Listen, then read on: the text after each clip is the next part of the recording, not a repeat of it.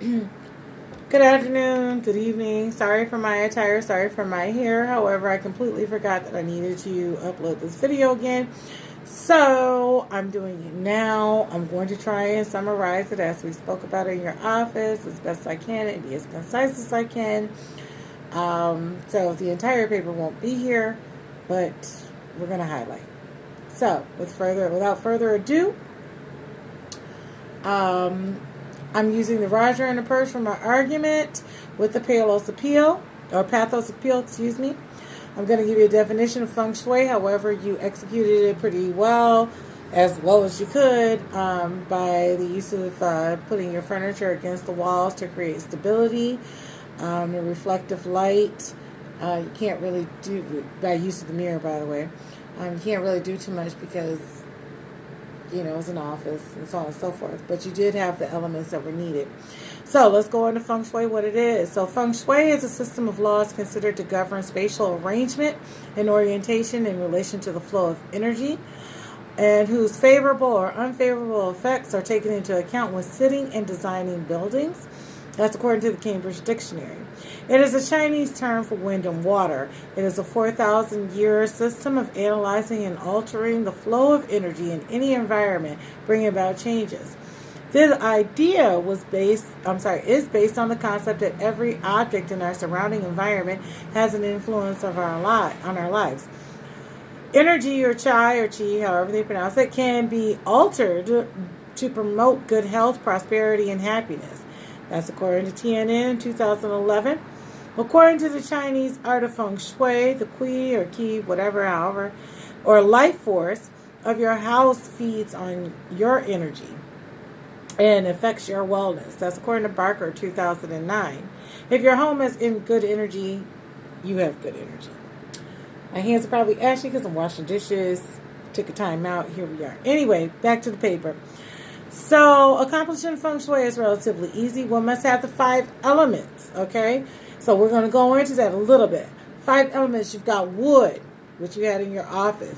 You have fire, which you did not have in your office because I didn't see a candle. You have earth. I can't remember if you had any plants, but if you don't, you should probably get some. You have metal. You have plenty of that, and you have water. Flowing, communication, so on and so forth. So in addition, you also want to clear the clutter from your space. So I'm going to go over briefly with the attributes of some of these elements. Okay. So with the wood, the attribute is the strength, the growth, prosperity. You want those things because, how it affects the other elements. It feeds fire, weakens the earth. Okay. So you want to have plants and you want to have wooden furniture. Okay. And so it's most needed in your office. Okay. So you're trying to do some stuff, do that in your office.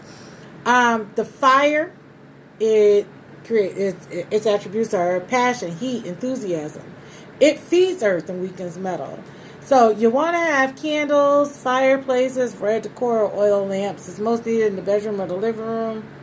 Me personally, I take Feng Shui, these elements, and I put them in every room in my house so that I can feel balanced. At least I try to. However, you'll never see any standing water inside of my house. I don't have any fountains or of the sort because I generally have kids to come over here and it'd be too much. So earth, its attributes are stability and patience. It feeds the metal and it weakens the fire. You can get that in ceramic vases, pottery, and stone. You most need it in the bathroom, that toilet, that tub. Metal, organization, protection. So you're going to need those in the kitchen and the storage room, which we do. It feeds water and weakens wood. So you can get it from brass, silver, gold, pewter, and steel. And then the water is for prosperity, wisdom, communication. It feeds food and weakens fire. You can get it with aquariums and fountains, mostly in the entryway. I personally don't feel as though it's good in the entryway because it promotes communication, right? I don't want to talk as soon as I come in the house. So therefore, I don't want no water right there. Okay? Now, we'll have a plan. So you want to surround yourself with objects that symbolize your passions because this acknowledges and energizes what makes you feel special or what makes you special. So me personally, I love lights. I love candles and reflective stuff. So I'm going to turn this around so we can kind of see. So as you can see, I have the candle burning now. I have rocks, glass inside of here, plenty of reflective stuff, plenty of candles, the lights, mirrors, even my table here is mirrored, plants, just to make sure that I have, what I need. The wood, things like that, right? Okay, so I do all of that so that I can try and create balance and harmony inside of my environment.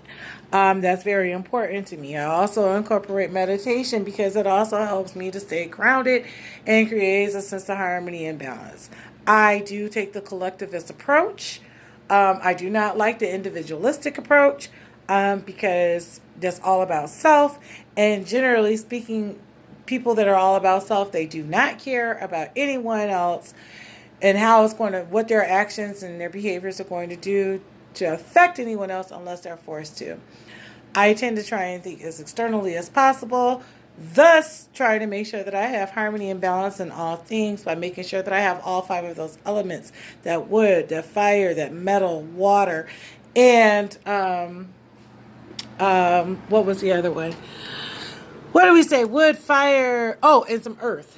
So the earth with the plants. Plants make you feel great.